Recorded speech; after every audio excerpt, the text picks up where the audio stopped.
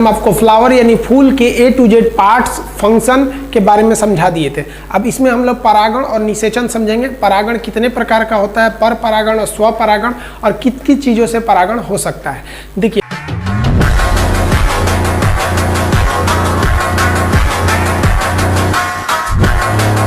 परागण क्या होता है?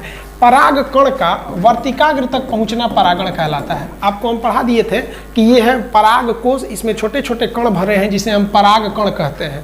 तो पराग कण का इस मादा भाग का सबसे ऊपरी भाग को हम वर्तिकाग्र कहते थे। हम आपको बताए थे स्टिग्मा फ्लावर वाले पार्ट में। तो ये यहाँ से यहाँ तक पहुँचना क्या कहलाता है? परागण कहलाता है। अब ये इसी से ये प्रजनन करते हैं। अब देखिए, प्रजनन ये लोग खुद से, ये डायरेक्ट यहाँ से यहाँ नहीं आ सकता है। इसके लिए किसी माध्यम की ज़रूरत पड़ती है।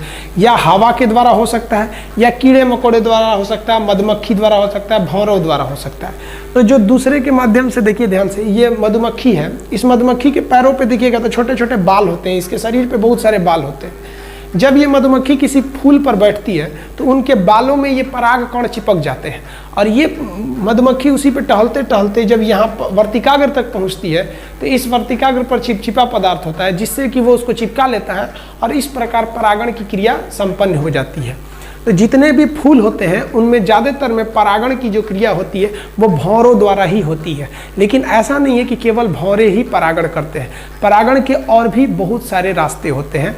मतलब बस इतना समझिए, परागण क्या होता है कि पराग को, कण को वर्तिकाग्र तक लाना परागण कहलाता है। ये कई चीज़ों के द्वारा हो सकता है। देखिए कौन कौन सी चीज़ों द्वारा हो सकता है। देखिए, एंटोमोनोफिली किसे कहते हैं? अगर कीट द्वारा, कीट जैसे भौरा हो गया, मधुमक्खी हो गई, ये सब चीज़ों द्वारा अगर होता है तो उसे क्या कहते हैं? एंटोमोनोफिली, कीट द्वारा। सबसे ज़्यादा अगर परागण, ज़्यादा सबसे अच्छा परागण माना जाता है इसी को।